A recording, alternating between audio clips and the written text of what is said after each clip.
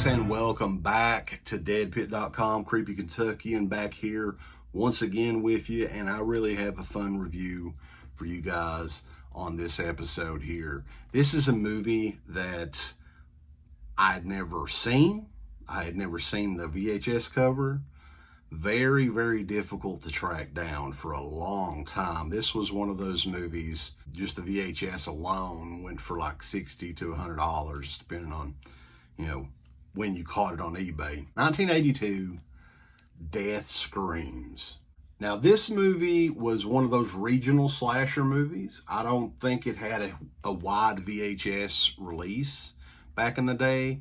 And up until just the last couple of weeks or so, the VHS that came out in the early 1980s was the only way that you could see this movie. Transfers were really bad, they were dark and all that. For the longest time, you couldn't find that on HBO, Cinemax, any of those channels back in the day. I never saw it in a video store, or I would have rented it.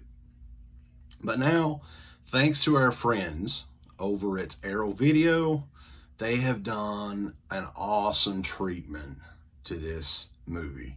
Now, this is a very low-budget slasher film from the early 1980s, 1982 to be exact. But they really did this movie justice with this release. This is the first time it's ever been on disc form at all. And it just recently came out, and it's out on Blu-ray. The movie itself, it's a typical slasher movie. There's nothing really that differentiates it from anything else that came out around this time. I can tell you that it's set around a carnival, and you can tell that it is totally early 80s. This is one of maybe the most early 1980s looking movies that I've ever seen. Now, this is one of those movies, and I know you guys know the ones because you've seen slasher movie after slasher movie, where there's not a whole lot of killing goes on in it. So there's an opening death sequence in this. I don't want to spoil it for you guys, but it was one of those deals where I was not really sure what was going on when they were getting killed. And it's one of those movies too, where you're like watching it and you're like thoroughly kind of entertained, but you're like, what? Okay. But yeah, the opening death scene, and then I'm thinking it's 40 minutes. There's literally nothing going on. And you get introduced to a lot of characters in it in that time. There's a lot of good-looking ladies in it.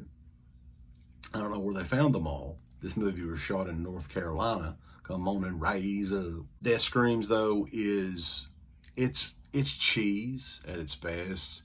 So if you stick through that 40 plus minutes of like nothing going on, it picks up. There's some interesting stuff that happens in it. And the final 10 minutes of the movie makes up for most of the movie being not the most exciting. I must say, though, I thoroughly enjoyed Death Screams. One of the best times that I've had watching a movie in the last little bit. The one that I go back to where it's kind of similar, I enjoyed it so much. Not a good movie, but I enjoyed it, was Berserker, which was also another 80s slasher movie. Interesting thing about this one, though, is it's like I was saying, this one is very obscure. So obscure, in fact, that Arrow remastered it from one of the only known print sources, which was a 35 millimeter print. A lot of the times the studios want to use a negative of some sort or an interpositive. It's a lot easier to deal with. They didn't have that luxury with Death Screams. They went with a collector that had a pretty decent print of it and cleaned that up the best they could. And the movie really does look pretty decent.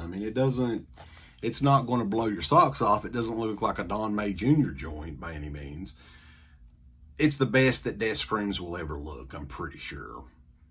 A lot of good looking women, nudity in there. Steve would like that. There are a couple of creative kills. It's well made. It is kind of well made for a low/no budget movie. And there is some goofy, just questionable stuff throughout where you're like, there was one particular scene where the killer was holding the knife by the blade and somehow sliced the girl's neck open with the handle. I don't know what the hell went on there, but I rewound. There was a couple of scenes like that where I rewound it and watched it like 2 or 3 times. I was like, what did I see? You know, if you are a fan though of early 80s slasher movies and you have not seen this, this is a must. You gotta grab Death Screams. Arrow did an amazing job with this packaging. I had to showcase this. This is a die cut package here. Check this out. How cool is that, right? So they did like a newly commissioned artwork there for Death Screams. And on the reverse, if you're into that sort of thing, the original artwork, ba-bam, is there for you. Only weird thing about the original artwork is they didn't really alter it so it would work with the die cut, which was kind of weird. They could have easily fixed that, I think. Yeah, Death Screams, man, they did a great job with this. Again, Arrow went all out. The booklet that tells about the making of the movie and just how low budget it was.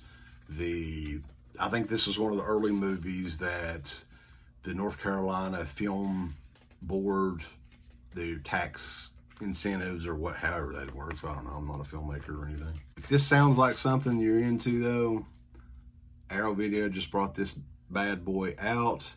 The movie is not great. It's not even good, but I loved it. You know, if that tells you anything. Death Screams, check it out. The Blu-ray, again, standing golf clap for Arrow Video. They are the saviors this year. They've kicked everybody's ass this year, in my opinion. And the year's not over. There's more good stuff coming from our buddies at Arrow. So, Death Screams, check that out now. It's available Amazon, BestBuy.com, Walmart maybe. I don't know. And I hope you guys liked the video. If you did, definitely give it a thumbs up and all that good stuff. That helps us out quite a bit. So we will catch you guys next time.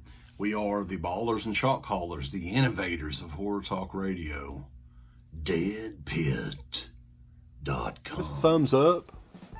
Up your butt. Like, subscribe. And if you subscribe, here's something else you can do. Once you subscribe, you can click the bell notification, right? And it'll notify you anytime that Dead Pit puts up new shit. Or don't. I really don't give a if you do. I want you to. I want you to. I don't care. Let's keep our community growing here on YouTube. I don't like it. I don't want you to do nothing. Listen, they need to do that, pal. No, don't you dare touch it. Thumbs up. Subscribe. And click that bell. Thank you to all of our supporters on Patreon. DEADPIT on Patreon.com is the only place to check out a complete archive of the old Dead Pit radio shows all the way back from 2005 on, in addition to the midweek shows and fan commentaries, exclusive podcasts, and much more. Dead Pit on Patreon.com if you're interested. Tiers start at only $1.